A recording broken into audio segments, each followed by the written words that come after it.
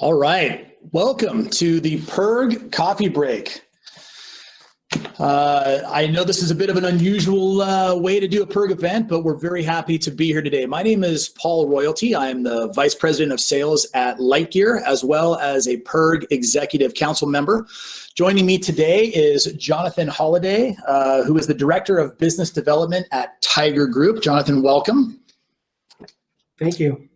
Tiger is a commercial and industrial asset appraisal and disposition company, and we're very excited to get into this topic today. But before we get started, there's a little bit of call it PERG business that we've got to get to. So many of you who are joining us today have been to a lot of the different PERG special and annual events that we host, and clearly those events are on pause at the moment. So we're very excited to bring you an opportunity to still engage with PERG members, to learn from incredibly wise people beyond even PERG membership, and have these really interesting dialogues. So initially, we're going to do this PERG coffee break where we're going to be talking to people like Jonathan and others. But there also might be an opportunity where we do a PERG happy hour, where we do a large Brady Bunch Zoom style call, which gives us that opportunity to check in with member companies, that same sort of camaraderie and networking that we get to do when we're at NAB or when we're at Cinegear. So I encourage you to stay tuned to the PERG emails and see what type of events we're going to be pushing out. I also encourage all of you, if you have topic ideas, if there are companies that you'd like to hear from, please let us know. You can reach out to Harry, you can reach out to any of the PERG Executive Council and let us know what would be interesting for you. There's also going to be a survey that'll come out at the end of today's PERG coffee break, asking you how we did, and then again, trying to ask if there's any topics or different types of event-related stuff that you'd like to see us do. So PERG is nothing without our sponsors, and it gives me great pleasure to thank first our annual sponsors, which is Canon and their Cinema EOS family of products, Panavision, Taylor & Taylor Associates, and today's PERG event sponsors are Fujinon, Kerner Camera, Lightgear, Lux Lighting, NFP, the Camera Division, and of course, Tiger. So we thank all of these sponsors tremendously for their assistance and support of PERG as an organization. This allows us to continue to put on these type of events and eventually get back to doing these type of events in person. All right, well, Jonathan, it's time. Why don't we get started? I'm gonna turn the camera over to you. Why don't you tell us a little bit more about yourself and about Tiger Group?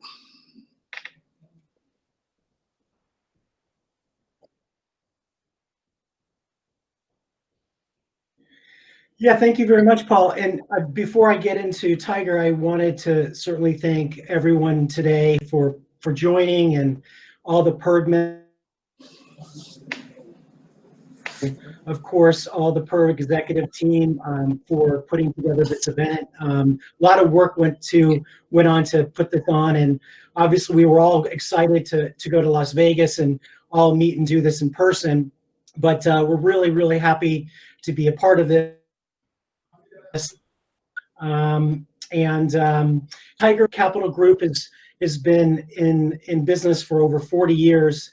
We have an incredibly rich history in the asset disposition industry, starting along in the retail sector of our business. We started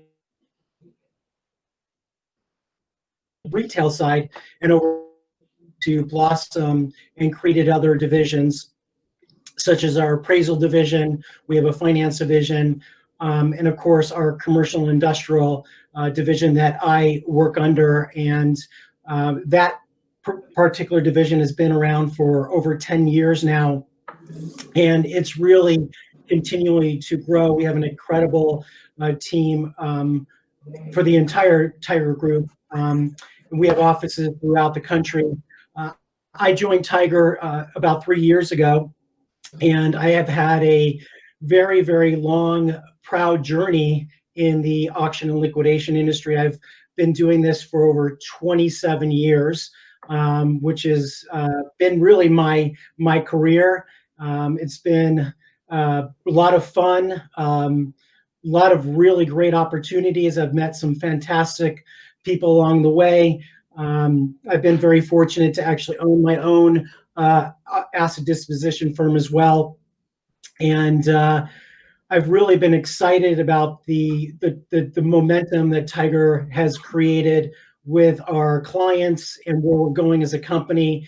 And one of the segments that we certainly have done a lot of business in, and is really a niche for us, but a really strong one, is in the AV sector. I started selling gear, Paul, about 20 years ago, actually, with a former, well, he's actually a current PERG member, but he's close to retirement, and really got entrenched in that industry. My major in college actually was television and film. So for very good reasons, I think I'm chosen to be working with this type of gear and the type of clients. We have really continued to grow this particular division. We sell all different types of gear. You can see the cameras, the lenses, the map boxes. Name it, we've been selling it. We work with. So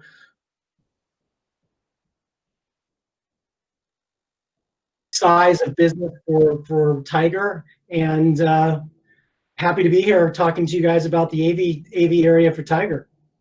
No, Jonathan, I think that's really interesting. And it's actually something I was not aware of about you, is you have a background in TV and film. I mean, do you find that makes you uniquely sort of fit to do this kind of work? I mean, do you find that it helps to really understand what the gear is and how it's used in the field, and why companies either are buying or selling those assets? Yeah, I studied film, like I said, and TV at Loyola Marymount.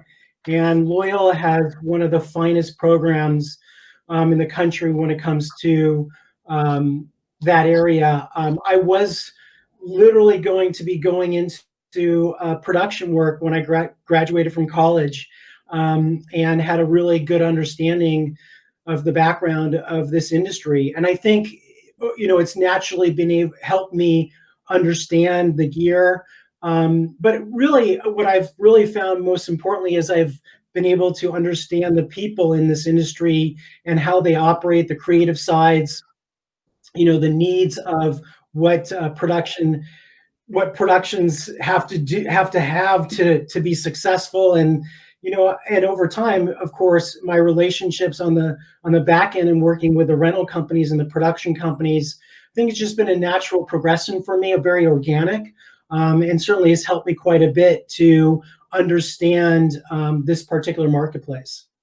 Yeah, I think that's interesting, because if you consider the majority, if not the lion's share of PERG membership, these are primarily filmmakers at first. This is where they came up through the ranks, and their ownership of a company or management of a company really stems from that similar type of background. So it's not unusual. I think it's actually quite great that you have that background.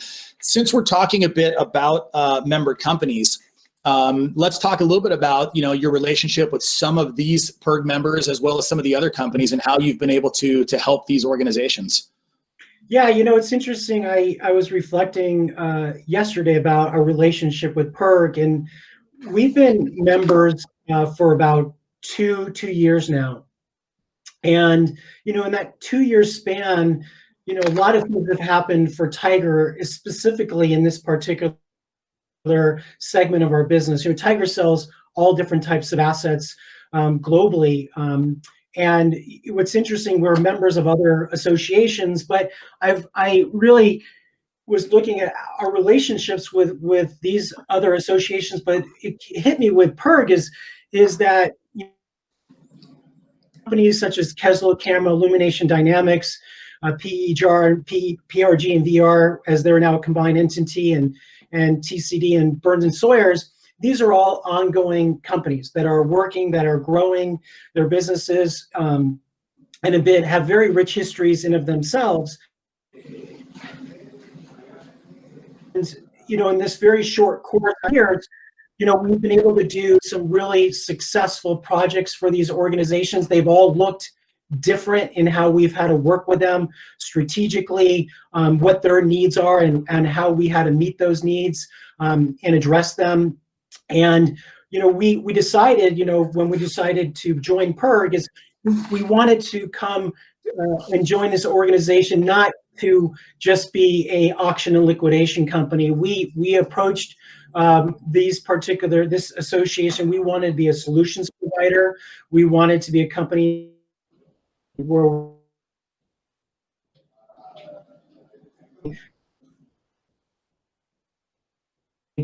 our expertise and we see marketing has, and also to develop long-term relationships. And I really honestly can say, and I'm very proud of this personally and on behalf of the Tiger team, we really are doing that. We believe in relationships first and foremost. That is why I believe Tiger is successful in their business and who we work with. And we are really, really happy to have been able to be engaged by these companies and a few other PERG members as well.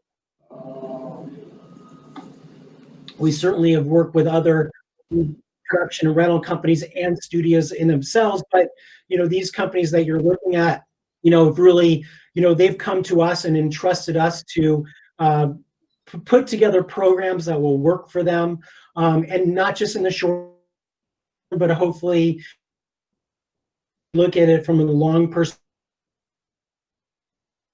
Really, really happy to have been a part of PERG, and we really, I love the organization just doing talks like this, and you're very proactive. The executive team is very proactive in what they're doing, and I really think there's a benefit for the PERG members, and especially now as we're going through some very interesting times as we navigate 2020 and we're moving into 2021, having an organization and relationships like this, I really help all our businesses, and I think it's really a mutually beneficial situation for everyone involved. Yeah, I agree. So let's talk a little bit about some specifics here in relationship to the work that you guys have done for these companies. So you and I had talked about, the streamlining of inventories. We've talked about reduction of redundant inventories. And we've also, although we don't have a logo up here, what you guys have talked about as far as a turnkey solution. So let's talk about the different types of work that you're doing with companies like these and others. Yeah, like I was mentioning before, every situation with a client is uniquely different. And I'll give you a great example. We've had an extraordinary, long, and I mean a very long-term relationship with Burns Sawyer, and this is really a great, representation of how we approach the work we do. I met Bill, I think going on 21, 22 years ago. Was actually really when I was getting into the mix of this particular industry. And Bill had approached us in how we can help him look at his inventory, how we can him sell off certain parts of his inventory, because he was looking to go into a different direction. And what was really, fantastic is, this was really my first foray into selling this type of gear. And at the time, there really wasn't a lot of internet technology when it comes to selling off assets. It was really starting to happen, but it was really very cool where we would go on site, move the assets. We would, of course, create the catalogs and so forth, but it was, and I'm also a auctioneer as well, so we were helping him sell off his gear, so he could then streamline his business, then go into another segment. And over 20-something years, we've continued to have sales for the company, and now they've actually recently moved to a new location in Burbank, and we had another opportunity to help them streamline again. Bill is slowly exiting the industry, as I think he's semi-retired, although I think he will always be in it. But they have a very lean organization, and they're doing fantastic. And I think part of that relationship with us has helped them do that over time. And we approached it each particular time we were approached by them, we looked at their gear closely. We heard what they wanted to do. And with technology today, especially with the platform that we use, we were actually able to maximize the dollars for their assets. Many of their assets have now been sold off internationally. And there's even many stories to who bought their gear as well. So that's just another a wonderful success story that we've had. Keslo Camera, when they bought Claremont Camera several years ago, which was a very big transaction, we were able to help them as they brought that gear into their company. They had a lot of redundancies when it came to the gear. And now we've sold it's been now 3 rounds in working with them and selling the gear that they don't need for the Keslo operations, and really help them merge that business together, and they are continuing to really do fantastic. And that was another unique situation when it came to how we identified what their needs were, and putting together a program that would make sense, and also to ensure that as we put a lot of gear into the marketplace, that we protect pricing, not only for the client, but also we wanted to make sure that we put out the quality gear so it can be purchased appropriately. So that actually brings up a great point. Is when you're working with companies like we've talked about here, how are you guys valuing these assets? I mean, what metric do you use? How do you come up with a number? I mean, if we're talking about a mat box as an example, how do you guys target down what the value of that asset is to, again, not devalue it for the local market or wherever you're selling it into? Yeah, that's probably one of the most difficult part of what we need to do. One of the things that's quite interesting about gear, and especially this segment, we sell many different types of assets, like I was mentioning. But what I love about AV gear, it's very fluid. And there's certainly an incredible amount of gear that is bought and sold, and of course used, and most importantly, it's also rented for productions.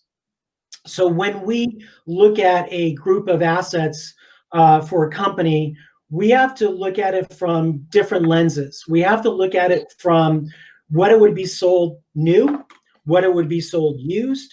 And then on top of that, we look at it, is this gear also being rented? Is it being consistently rented out by the industry? Is there any technology changes going on? Of course, with a mat box, much different than a camera, much different than a lens. So each type of asset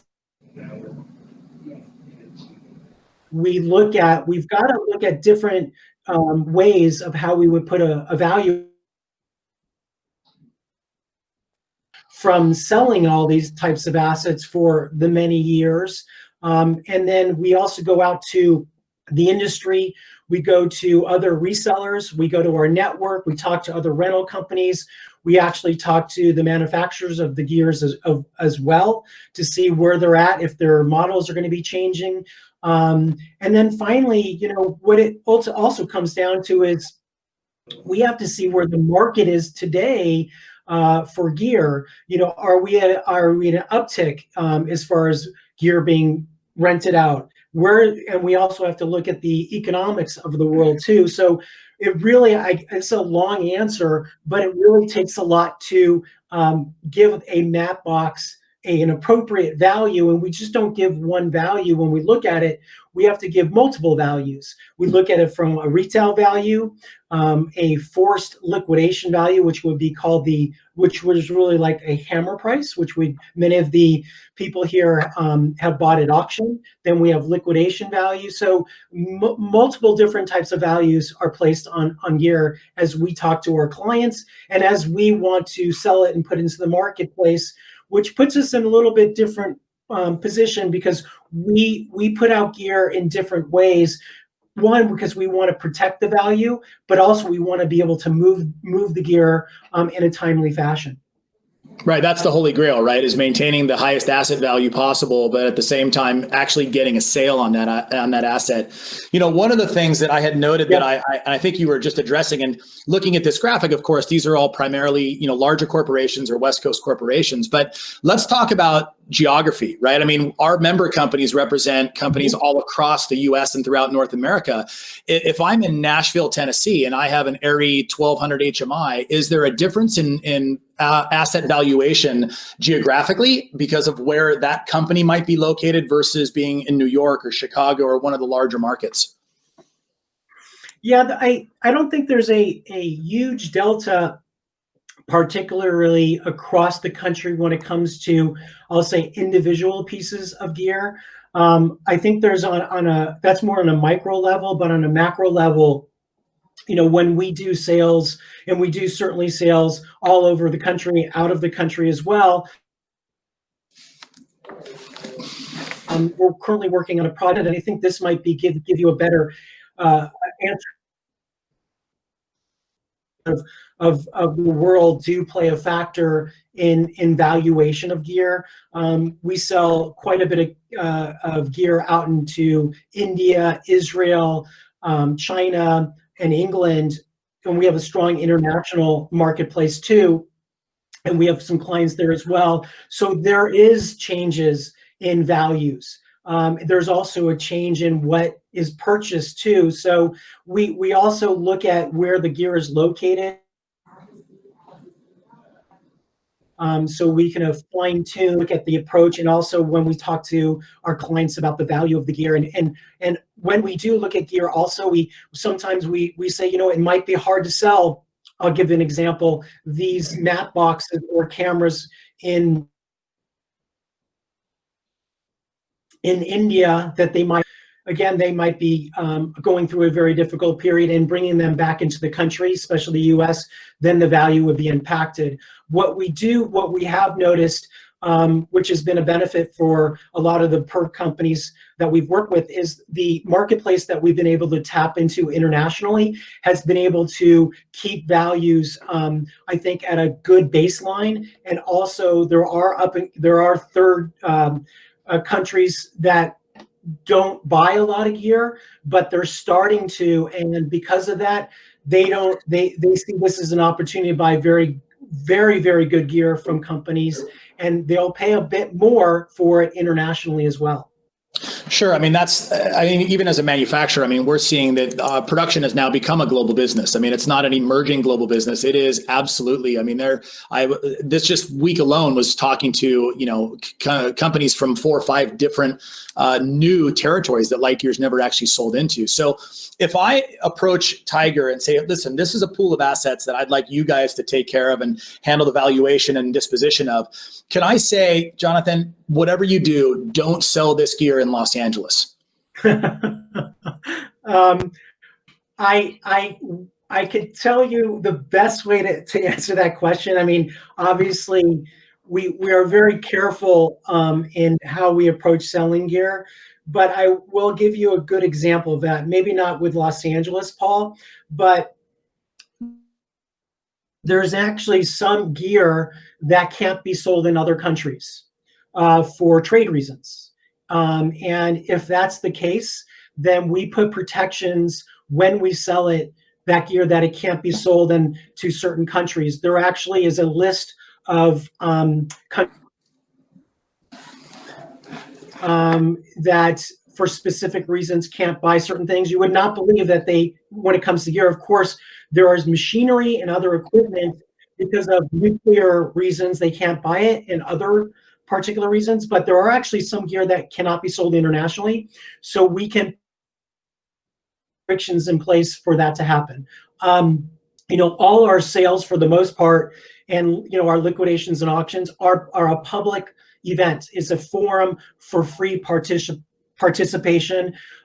So we obviously can sell gear in LA, but there are some places we cannot. So if you were to put a number to it, though, and this is just my own curiosity, I mean, could you say percentage-wise how much of the gear predominantly is sold outside of the U.S. versus something that's sold within the U.S.? Yeah, I think what I've seen in the last couple of years, I would say most of the gear, and I'll give a percentage, about I would say 65% of the gear is sold throughout North America, and from our platforms that we use, and about 35% is international. Interestingly enough, with the economics, that uptick now in gear being sold more in North America. A couple of years ago, internationally, gear was really, really hot, and it slowed down a bit because of some of the new trade pacts that have been created, and that has actually changed the dynamics of gear being sold internationally. But gear is very strong, not only in the selling it, but of course the buying in North America is very strong percentage. Very interesting. Well, let's look at the graphic that you guys provided us that talks a little bit about the gear timing objectives, and maybe give us a little rundown of what we're looking at here as far as, if we've contracted Tiger to actually do the asset valuation and sell the products, what is this life cycle that we're looking at here? Yeah, this is a very interesting graph that we started using about a year and a half ago. Really, our retail division, we have a very, very prominent retail division where we sell off assets and inventory for companies like the Toys R Us's, the Sports Marts, the large retailers. And what we learned in the AV section was, because of the amount of gear that is being that really needs to be valued, sold in different lengths of time, we started approaching our business differently with our clients. And this graph will show you that, and there's a good example on a retail side. So there are many companies out there, and certainly there's companies in the AV side that do try and sell their gear, right? They use, whether it's their own network, they'll use the eBays, the Craigslist, and so forth, and they're trying to, and of course their own one-on-one relationships, and they might have their own type of sales channel or platform that they've created, but there's really no, that timing can go on for a long time, okay? And over time, what we've seen, because of the change in gear and our understanding more and more about what's happening in the gear marketplace, is that doesn't necessarily always work. And there's an impact. There's an impact in a couple ways. Is that the value of the gear gets diminished over time. On a technology side, it also, the value of the gear starts to get minimized as well. So we look at the approach that might not be working for a company. And when we come in, we ask those questions. How are you selling your gear? Do you have a platform? Is it working for you? Why is it not working for you? And so our approach is, we use time as an advantage, not as a disadvantage. And we want to create programs that have specific lengths of time, and they all vary. They can actually be 9 months, they can be 6 months, they can be actually in 30 days as well. So, and of course, if you look at the graph where it says auction timing, many people think because you go to auction in a short amount of time that the value of gear will be completely diminished. Well, that's actually not actually completely true. There will be some obviously value that will be lower, but the competitive environment does still keep values at a relatively strong place. So we use multiple segments or multiple ways, strategies of selling gear. Equipment, when you talked about before, we've used multiple selling approaches, strategies in helping making sure we maximize the value for the gear. So we come in and ensure that time is a benefit, not a disadvantage. So to that point, and I'm just going to go to the next bullet point here on this slide, but specifically, let's talk about what are some of these platforms. Is it simply, obviously we're all familiar with the auction aspect of it. We've seen a lot of the advertisements and stuff that you guys have done, but what are some of the secondary or tertiary platforms that you guys use to sell assets? Yeah, so it really has changed, and with technology, it's become such an advantage for the companies that we've worked for to sell their gear. And really, this is where time has really helped us and our clients is we have a multiple ways of we sell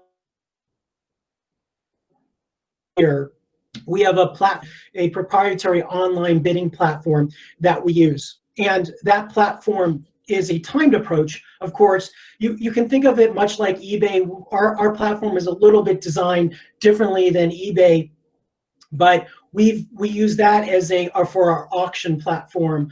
But interestingly enough, we've actually started to use it in a different way as well to mimic this graph. Is we actually have now a buy now approach to buying gear, because if a company is not in a rush to sell their gear, and maybe they don't have, they might not have a lot of gear to sell, they can come to us and we can use that buy now platform to list it and sell it at a price where we know it will sell. We'll actually get good value for it, but again, time is an advantage where there is a specific time it will end, of course, but we can list it for a period of time. So we blend an auction platform and I'll call it a buy now platform as well. There's another way we do this too, of course, and again, when we put gear out there as well, sometimes we don't actually list it, all of it, so the whole market can see it, where we're going to actually be very specific to how we approach certain segments of the gear marketplace. And interestingly enough, that's a little bit more like the older ways of doing business, where there's more negotiated sales. And I do a lot of that myself still, where we're actually negotiating packages of gear, and we're going to a certain segment to, again, make sure that there is a baseline of pricing that our clients want to meet. So just out of curiosity, that buy now with the auction platform that you guys offer, is that proprietary, or are you guys utilizing, an eBay or an off-the-shelf sort of variation of that?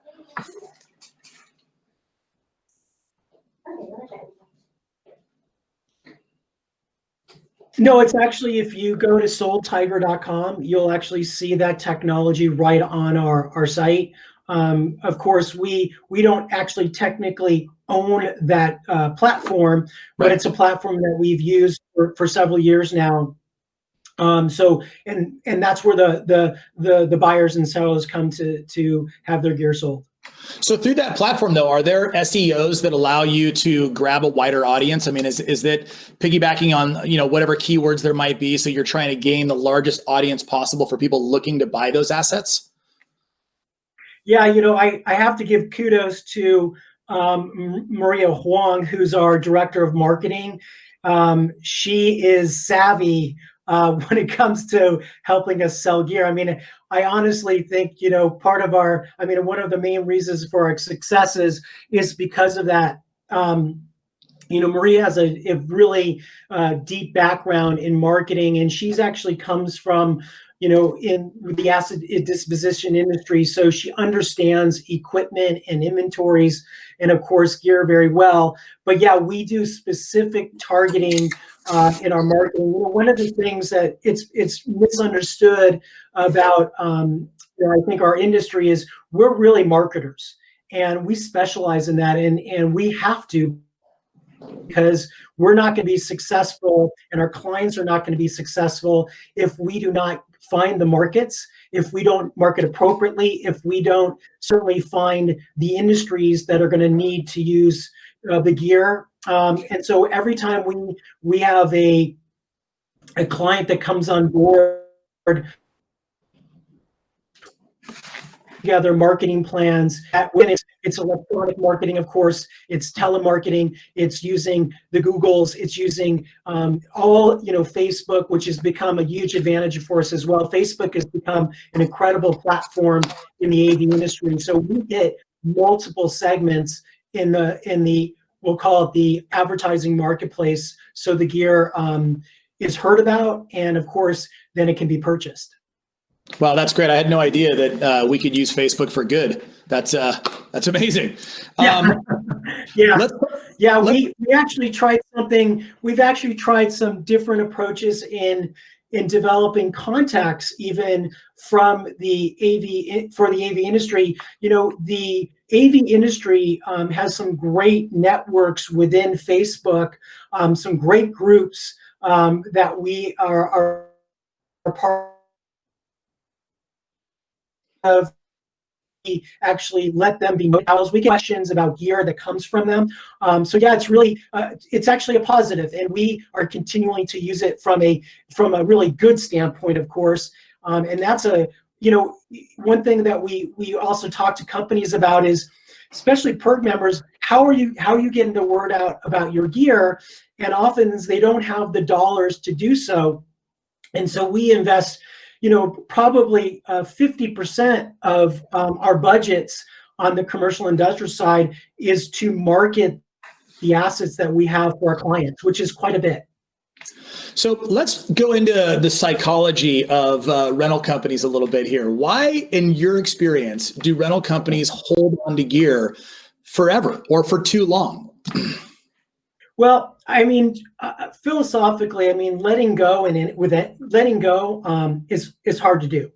The two words "letting go" I think brings up a lot for people, and maybe this is a little bit more of my perspective is one on a personal standpoint. Of course, is if you have something that has been working for you, if you have something that has provided a benefit, and you've seen the riches of that, it's hard to get rid of it, right? We all know that. But what's interesting, sometimes over time, that benefit is no longer a benefit.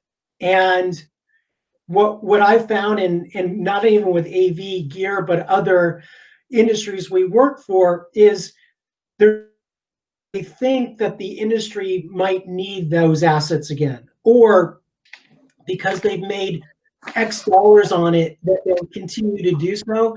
But the reality is that that's not always the case. And so companies do have a hard time letting go.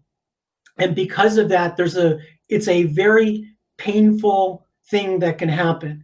And I've seen it many, many times, is if companies don't adapt, especially now, especially in the times that we're in, and don't let go, they're not going to put themselves in a position to continue to thrive, to grow, and possibly stay in business.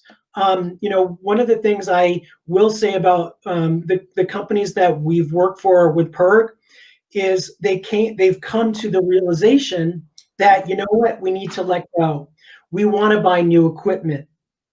Technology in the AV industry, as you know, Paul, you're an expert in this. Light gear, I know your company has adapted very, very well, it's changing. Cameras are changing, lenses are changing, how productions are being put together are changing. Even now, as we move into 2021, with what's happened with, obviously, the pandemic, that's really changed the way companies are doing business. And letting go of gear might be initially painful, but I can tell you, I certainly know many, many of our clients once they've decided to let go, there's been a true benefit. We've been able to streamline their inventories. They've been able to bring in dollars to buy new equipment. It's actually positioned them much better for growth as they move forward. But I get that. I often will sit in front of a client and we have this conversation about letting go. And of course, I want to listen to it. You can never force someone to let go. We don't want to force anybody to let go of anything. But once they come to the decision, there might be a few, we have to prod them a bit, of course, in a nice way. But once they do, I think there's a true benefit. But, on the flip side, you know, I know from my perspective that change is a good thing. And as we all change, you just got to let go. Yeah, I think, you should probably add social worker as one of your many job descriptions, because I'm sure there's a huge aspect of that conversation that comes down to nostalgia, right? This was the 407 baby that I lit my first commercial, or this Aries 16 is how I got in the business. A lot of that, there's psychology involved in that. But I think to your point, and we're certainly a disruptive organization as Lightyear. I mean, the utilization curve has changed dramatically in the last 10 years, to where, in my prior life, if you were selling an incandescent asset, I mean, that asset could last 20, 25 years and continue to generate revenue. And, today the technology changes so fast that you have to really look at a much shorter utilization curve. I mean, are you starting to graph some of that? And can you counsel companies on, hey, you're really at the end of the lifespan of this particular product or product segment? Yeah, it's interesting. We had a client, in the last year and a half that was really looking very closely at that, especially when it came to cameras.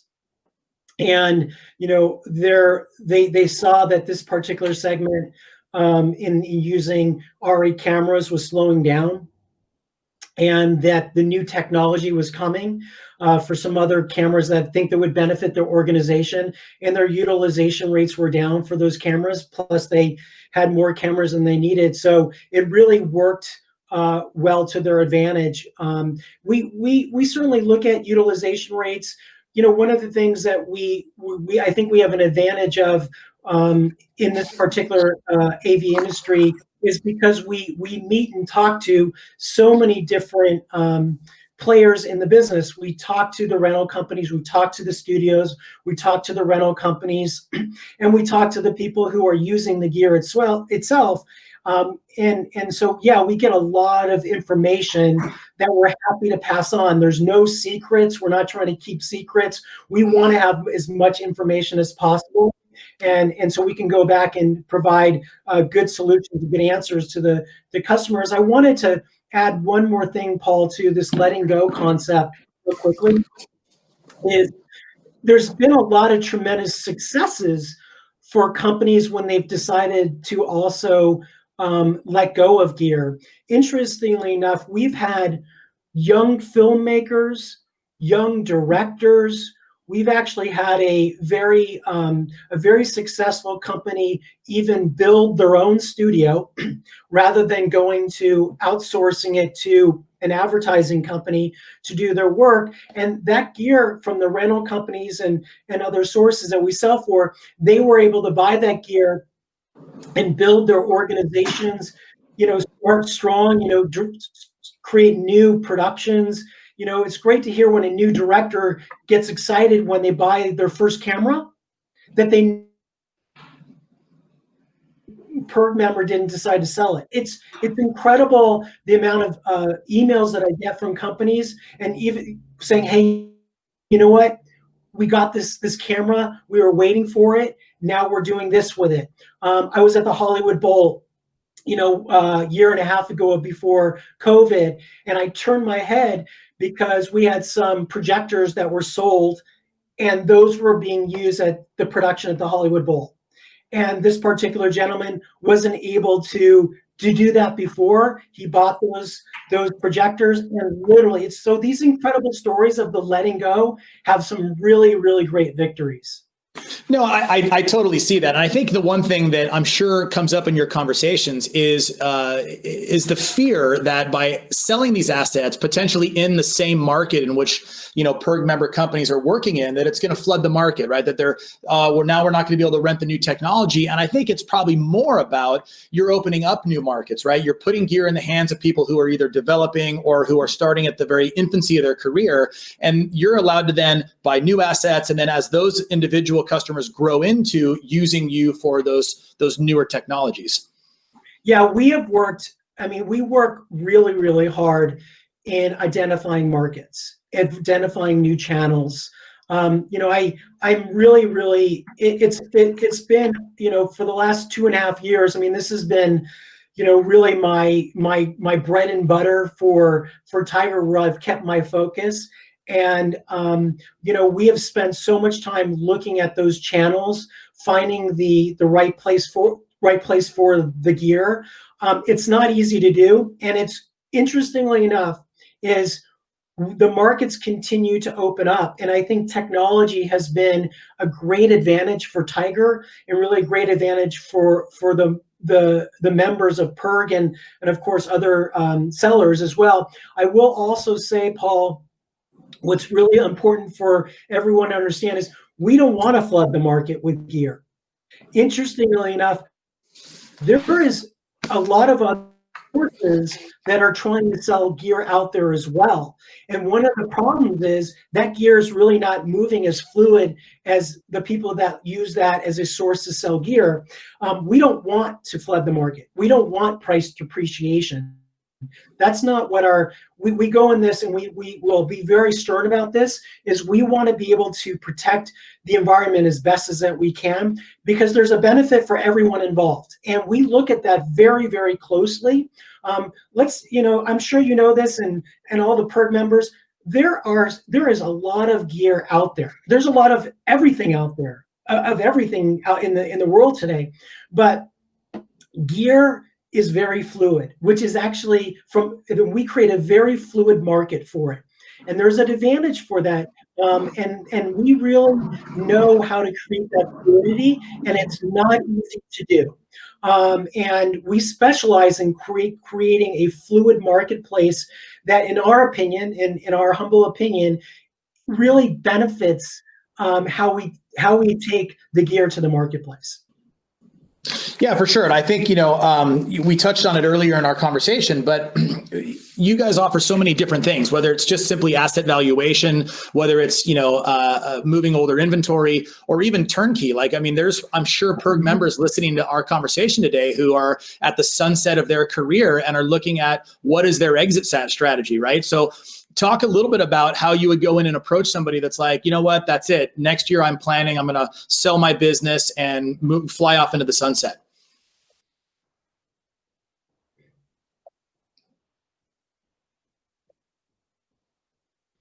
Yeah, so great topic. I believe it was about a year ago, we were approached by Cineworks, and Sure. Great company. Deborah, been in business for 40 plus years, really well known, great reputation. And, with the lighting industry changing, Deborah was really ready to move and move on to the next part of her life. And we were approached by her to help her sell her assets. But in the conversations I had with her, what we started to talking about is she did want to try and sell her business, and she had made several attempts to do so. And in those conversations, I mentioned to her that we have the ability to help her do that. And what did happen in an incredibly short period of time is we were preparing to sell her assets in a auction basis, and we were also talking to somebody else selling her company as a turnkey. And I believe the turnaround from this, and she had a lot of gear. I don't know if you ever went to her place before. Oh, yeah. She had thousands of pieces of gear. I mean, she had some stuff that went way back. Okay. And we actually had some conversations, and because we were going to hit the market in an auction, it fueled several parties who were interested to actually say, you know what, we got to make a move here. I believe from the time we got engaged with Deborah to actually getting an offer was about 3 weeks. And I think she had tried to sell her company for several years. And in 3 weeks' time, we sold her company turnkey to another lighting and grip company in Los Angeles. The gear was sold in 3 weeks, and all the gear was moved out of the facility that she was in a matter of a couple weeks. So I think the lifespan in our conversations was about 6 weeks, and she was able to retire, and we got twice the amount of money for her gear. So she was very thrilled. And on top of it, the name continued on. A great, great success story. And we've done that in multiple industries. And we often will talk to companies, if we feel that there's an opportunity to do that, we are not afraid to handle that. We have a great in-house counsel that helps us with all the leads. We do the negotiations, and we help on the financial side of things, and we have the ability to do turnkey solutions. They're not easy to do. They don't always happen, but when they do, there's such great victories. Really great stories too. No, that's great. I mean, because you're really helping somebody kind of put a bow on, a business that they've poured their lives into, and allow them to retire in peace and not have to worry about that. That's great. Now, I'm going to ask you a question from a complete layperson's perspective, because I have no idea how this works. How do you guys get paid? Like, is there a percentage of each transaction? Is it an overall consultation fee? Like, how do you come up with what you guys earn? Yeah, there's different ways. There's different approaches that we use with clients. So every particular situation, we have to obviously look at it with a different lens. But we do work on this. We also can work on a situation where we can actually buy the assets outright. We have the ability to make purchases as well. And there's another way where we actually will be partners with our client, and we will give what's called a guarantee amount for the assets. And if the assets meet certain thresholds, we will share in that profit as well. So of course, what's interesting about it, there's different levels of risk for each one. Not each of those solutions is right for a client, of course. And we don't necessarily always want to take certain risk as well. We are risk takers. I mean, in the business that we're in, we are going to take certain risks. We have to do our best to calculate those risks as well. Thankfully, what I can proudly say is Tiger is managed very well. We have such an incredible executive team. Our managing director, Chad Farrell, as well, who I report to. We really look at the assets very closely, and we can provide different scenarios each time that will work for a client. And of course, it doesn't mean we can't get creative with it, but that's usually how we approach the business with our clients. So it sounds like there's a lot of options. I mean, if member companies are curious about, what options there are for them, you guys have a number of different ways to discuss asset disposition and forms of payment. That's great. Yep, absolutely. Well, fantastic. Well, if you can believe it, that's how fast an hour can go by. I thought this was going to be like 30 minutes and there would be no questions. And, Paul, I want to say it's been such a pleasure to do this with you. And I wanted to add, I see a lot of things, obviously good things happening in 2021. I know we've had a difficult 2020, but there's going to be a lot of good things happening. And I will say I'm real grateful to all the PERG members, to the PERG executive team, of course, to Harry Box. Harry's doing a great job for the organization, and we want to continue to develop, great relationships. I'm always happy to hear from all the members.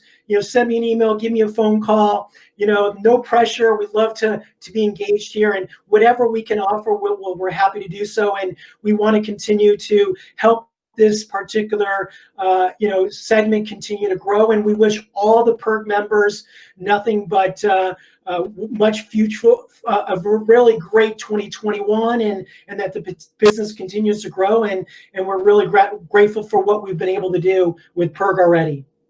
Yeah, I think, Jonathan, that's a really interesting point. And it was a topic of conversation in the council meeting is, the timing of us presenting this particular topic is not certainly falling on deaf ears. I mean, we're coming out of a very difficult series of months. A lot of our member companies have struggled or are continuing to struggle. But I think the way that we wanted to structure today's conversation is that your services and what Tiger Group can offer to a PERG member company is not for strictly liquidation of their business. That this is something that they can look at as a long-term strategy to move older assets and to be able to turn those assets into cash to invest in new technology, and maybe to start, framing their thought process differently when they're looking at how to move these older assets. I think a lot of times when, we used to get the old flyers. I used to remember getting the flyers from when auctions would go up, and you're like, wow, I can't believe that company's going out of business. And that just simply is not the case anymore. There are companies who are very proactively looking at, the rotation of their assets to reallocate those funds into new technology. Absolutely. And you don't need to have, one thing is you don't need to be selling all your gear. It could be just a portion of it. And our ability to, create with our relationships, I think and I think the key word you used a couple minutes ago is options. We are a solutions provider. We're also an options provider. And the more options we can give to companies, I think allows the letting go process to be much more easily done. Yeah, and I think that's a great point because, for many years it was, I want to make sure that I have all the assets I need to do all of these jobs. And in reality, there's probably a threshold that's reached, right? Where you need a certain amount of assets to run a very healthy business. And then you can go and you can subrent those other assets. And that's actually good for the rental community. And I think, having a dialogue about what that breaking point is for what the asset inventory and allocation should be within an individual business, I think is a really interesting conversation. Absolutely. And like I said, it's just a conversation. It never hurts to have a conversation. And you could probably tell I like to talk just like you, Paul. Well, again, you said it was sales. It's something that I do every day in my life, is spend a lot of time talking. So, Jonathan, I want to thank you very, very much for your time today. I want to thank Tiger Group and Maria for you guys getting involved with this conversation. We started this back almost a year ago in preparation for NAB, which never happened. So I do appreciate you giving all of your time. I once again want to make sure we thank our annual sponsors and our event sponsors who are on the page today. Without their support, we would not be able to be the organization that we are. I want to also mirror Jonathan's thank you to Harry Box. Harry works tirelessly behind the scenes, primarily wrangling council members like a herd of cats, but also getting all of the legwork done and writing a lot of this information and taking great care of us. So thank you to Harry. I also want to give a special thank you to Lux Lighting and to Jake Kyle from Lux, who is our technical director today. I joked earlier before we went live that if this was up to just PERG Council to put this together, it would have been a disaster. So Jake is exceptionally good at live streaming, and he was also gracious enough to let us use the Lux Lighting YouTube channel for today's presentation. So we want to make sure we send a special thanks out to Jake and to Lux. So with that, we will conclude the very first PERG coffee break. Thank you all for joining us today, and we look forward to the next one. Thank you.